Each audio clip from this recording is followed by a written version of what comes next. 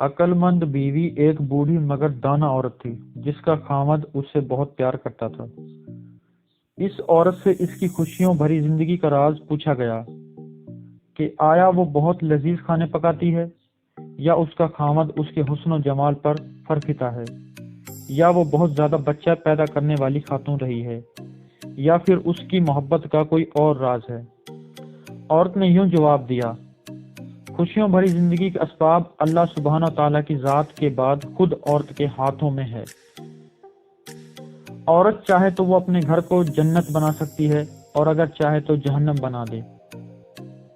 مت سوچئے کہ مال و دولت خوشیوں کا سبب ہے۔ تاریخ میں کتنی ہی مالدار عورتیں ایسی ہیں جن کے خاوند ان سے کنارہ کش ہو گئے۔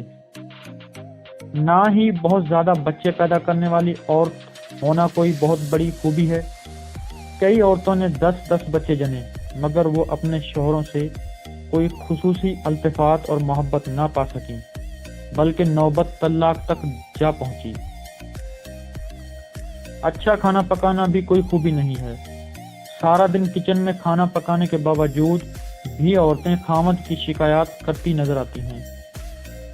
تو پھر آپ ہی بتا دیں اس پرسعادت اور مسرت بھری زندگی کا راز، اور آپ اپنے اور خاوند کے درمیان درپیش مسائل و مشکلات سے کس طرح نپٹا کرتی تھیں؟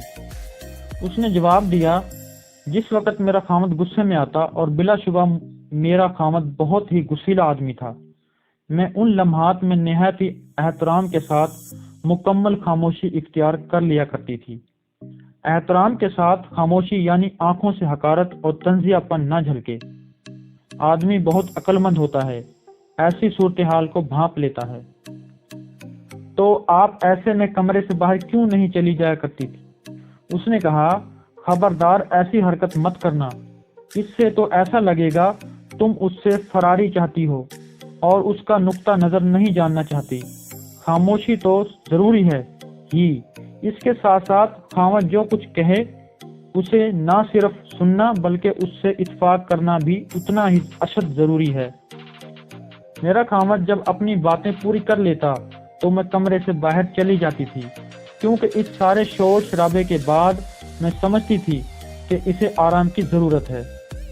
میں اپنے روزمرہ کے گھریلو کاموں میں لگ جاتی اور اپنے دماغ کو اس جنگ سے دور رکھنے کی کوشش کرتی۔ تو آپ اس ماحول میں کیا کرتی تھیں؟ کئی دنوں کے لیے لا تعلقی اور بول چال چھوڑ دینا وغیرہ؟ اس نے کہا، ہرگز نہیں، بول چال چھوڑ دینے کی عادت انتہائی گھٹیا اور خاوند سے تعلقات کو بگاڑنے کے لیے دو رخی تلوار کی مانند ہے۔ اگر تم خاوند سے بولنا چھوڑ دیتی ہو تو ہو سکتا ہے شروع میں اس کے لیے یہ تکلیف دہ ہو، شروع میں وہ تم سے بولنے کی کوشش بھی کرے گا، لیکن جس طرح وہ دن گزرتے جائیں گے وہ اس کا عادی ہوتا چلا جائے گا۔ تم 1 ہفتے کے لیے بولنا چھوڑ دو گی تو اس میں تم سے 2 ہفتوں تک نہ بولنے کی طاقت پیدا ہو جائے گی، اور ہو سکتا ہے کہ وہ تمہارے بغیر بھی رہنا سیکھ لے۔ خاوند کو ایسی عادت ڈال دو کہ تمہارے بغیر اپنا دم بھی گھرتا ہوا محسوس کرے، گویا تم اس کے لیے ہوا کی مانند ہو، گویا تم وہ پانی ہو جس کو وہ پی کر وہ زندہ رہ رہا ہو۔ باد صبا بنو، باد سرسر نہیں۔ اس کے بعد آپ کیا کرتی تھیں؟ اس عورت نے کہا، میں 2 یا 2 سے کچھ زیادہ گھنٹوں کے بعد جوس یا پھر گرم چائے لے کر اس کے پاس جاتی اور اسے نہایت سلیقے سے کہتی، لیجئے چائے پیجئے۔ مجھے یقین ہوتا تھا کہ وہ اس لمحے اس چائے یا جوس کا طلبگار ہوگا۔ میرا یہ عمل اور اپنے خاوند کے ساتھ گفتگو اس طرح ہوتی تھی کہ گویا ہمارے درمیان کوئی غصے یا لڑائی والی بات سرے سے ہوئی نہیں، جبکہ اب میرا خاوند ہی مجھ سے اصرار کر کے بار بار پوچھ رہا ہوتا کہ کیا میں اس سے ناراض تو نہیں ہوں۔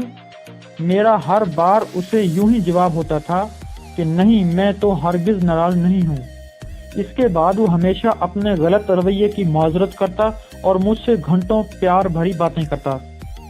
تو کیا آپ اس کی ان پیار بھری باتوں پر یقین کر لیتی تھیں؟